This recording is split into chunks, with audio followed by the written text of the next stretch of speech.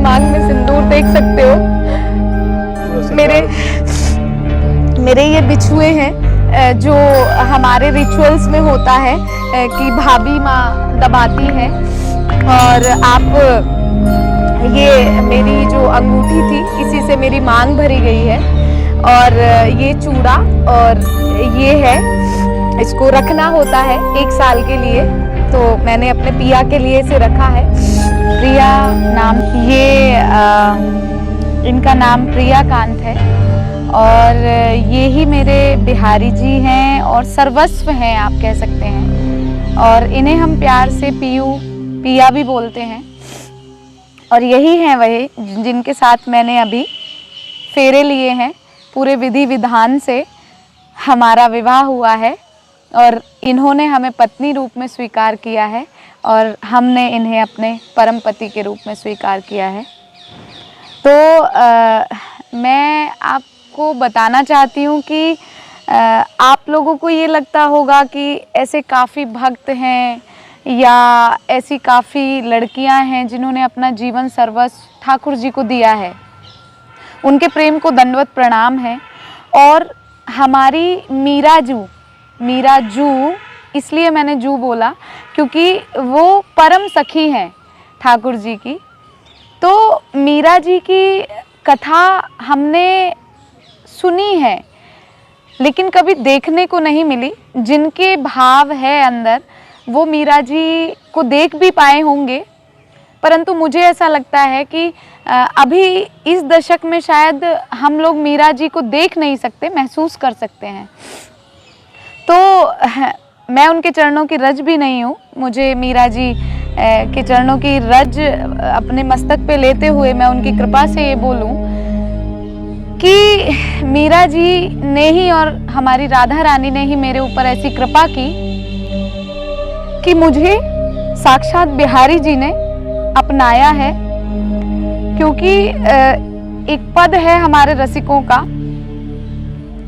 कि मौसम पतित कौन खल कामी, मतलब मुझ जैसा पापी कोई हो नहीं सकता, मैं सबसे बड़ी पतित हूँ। लेकिन इन्होंने बिल्कुल प्रमाण कर दिया कि चाहे कोई कैसा भी हो लेकिन मेरे लिए अपने हृदय में जरा सा अगर प्रेम भाव रखे तो मैं साक्षात आता हूँ।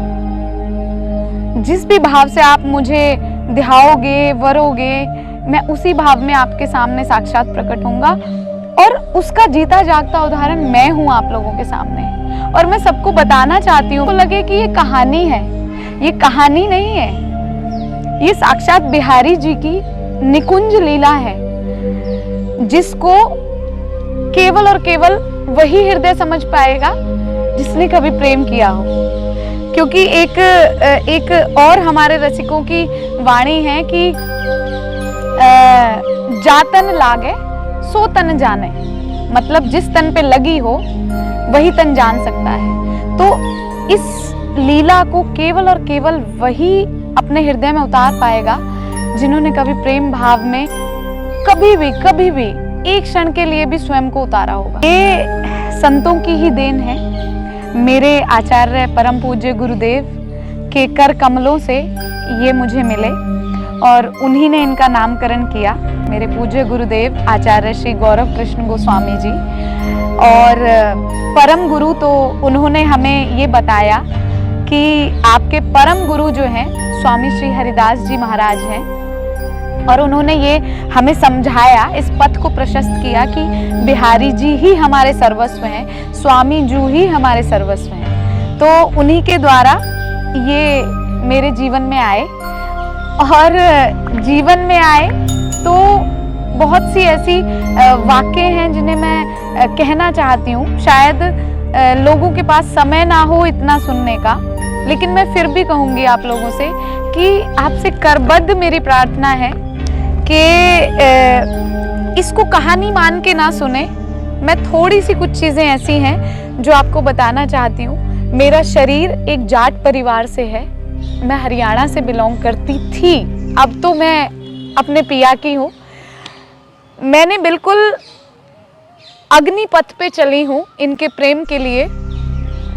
मैंने अग्नि परीक्षाएं दी हैं मेरे जो शरीर के माता पिता या घर वाले आप जिन्हें कहेंगे, क्योंकि मैंने प्रेम किया था इनसे और किया है, मैंने सिर्फ इनके चरणों में एक प्रार्थना की कि देखो पीयू, प्रेम विवाह तो हमारा हो चुका, गुरुदेव ने दे दिया आज्ञा, लेकिन असली विवाह तो संत और रसिकों की वाणी है कि जब तक माता पिता का आशीर्वाद ना हो तब तक वो शादी सफल नहीं होती। तो हमने इनके चरणों में ये प्रार्थना की।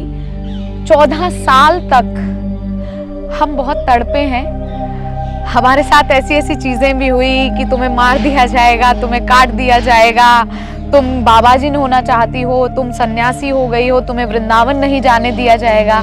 लेकिन हमारा बचपन से ही थोड़ा था कि जैसे बड़े बड़े मूढ़े होते हैं, तो हम छोटे से थे, करीब हम 6-7 वर्ष के होंगे, तो हमारी अब निकुंजवास कर गई हमारी ताई जी थी, वो बताती थी कि हमारा जन्म राधा आठे को हुआ है। तो हमारे जाटों में इतना राधा आठे को कोई जानता नहीं, हमारे जाटों में बोला जाता है इधर हरियाणा में जन्म आठे, मतलब कृष्ण जन्म आठे।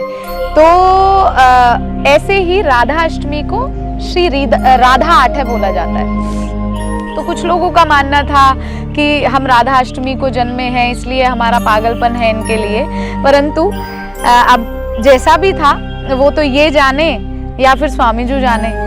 तो हमने घर वालों को सिर्फ एक ही बात बोली कि अगर आप पिया को स्वीकार नहीं कर सकते हैं तो हम घर छोड़ देंगे, हमें नहीं रहना आपके साथ। हम स्पोर्ट्स में थे, हमने वहाँ से हमारी आजीविका चली, जो भी मिलता था हम काफ़ी मतलब जीते भी हैं खेल के, जो भी वहाँ से आता रहा। फिर हमारा फ्री में एडमिशन किया फरीदाबाद वालों ने डीएवी कॉलेज, और सबका बहुत सहयोग मिला। तो अल्टीमेटली कहने का मतलब ये है कि मैंने इनको चुना था, तो इन्होंने मेरा सब ऐसे संपन्न कर दिया कि मुझे कभी घर वालों की कमी या मुझे ऐसा लगता कि मेरी पढ़ाई नहीं हो पा रही या मैं कुछ कर नहीं पा रही, तो इन्होंने सब अपने आप स्वयं पूरा कर दिया। ये दिखे सबको ऐसे बैठते हुए कि ये एक मूर्ति बैठी हुई है, लेकिन इनकी लीलाएं तो मैं अभी क्या वर्णन करूं। तो मैं थोड़ा सा इस भाव को समेटते हुए ये बोलना चाहती हूँ कि मैं छोटी सी ना छुप छुप के मुंडों के अंदर आ जाया करती थी वृंदावन, और तो पिताजी और को पता लगता था, अरे भैया उसकी नंबरदार की लड़की कहाँ गई कहाँ गई, तो वो सब बताते थे, अरे भैया वो तो वृंदावन चली गई है वहाँ। तो हमें पीटा भी जाता था, हम बहुत पिटे हैं, पर वो पिटना बहुत सौभाग्यदायी हमारे लिए रहा, क्योंकि कहते हैं ना ऐसे सीधा सीधा तो प्रेम का पथ होता नहीं ना, प्रेम के पथ पे तो बहुत सारी यातनाएं और प्रतिकूलताएं हमें जो है सहनी पड़ती हैं। अनुकूलता में बिहारी, और जब मैं 6th क्लास में पढ़ती थी तो हमारे वहाँ एक भागवत जी करने के लिए एक महाराज जी आए थे, तो बस उन्होंने तो समझो कि हमें सर्वस्व दे ही दिया था। हम वहाँ कथा सुनने के लिए जाते थे पिताजी के साथ, तो हमारे पिताजी बहुत क्रोधित हो गए और फिर हमें लेके ही नहीं गए। लेकिन वही हमारे जीवन में ऐसा था कि हमें इनकी मोटी सी आंखों से प्यार था। हम बचपन में नहीं जानते थे कि क्या है कौन है, क्योंकि ये तो अभी आए ना 13-14 साल पहले इस स्वरूप में, तो ये 13-14 साल पहले आए हैं। लेकिन उससे पहले हमें सिर्फ ये पता था कोई मोटी आंखों वाला है जिसके लिए हम छुप छुप के आ जाते थे, पिटते भी थे। तो फिर पता चला धीरे धीरे कि उन्हें बिहारी जी बोलते हैं। कलयुग में स्वामी जी ने प्रकट उन्हें किया है और अपनी प्रेम साधना से किया है। तो हमारे मन में सिर्फ एक भाव आता था कि स्वामी जी के चरणों की रज लेके जब स्वामी जी अगर उन्हें प्रकट कर सकते हैं इस कलयुग में, तो क्या मेरा प्रेम ऐसा नहीं होगा कि मैं भी उन्हें अपने समक्ष प्रकट कर सकूं कि वो मुझे अपनाए, और इन घर वालों को सबको ये बताएं कि वो साक्षात हैं। बस इसी भाव में मगन होती चली गई। बहुत परेशानियां आई, बहुत कठिनताएं आई, लेकिन सब कुछ पीयू ने लाइन अप कर दिया था, या आप कहें कि सबको समतल करते चले गए।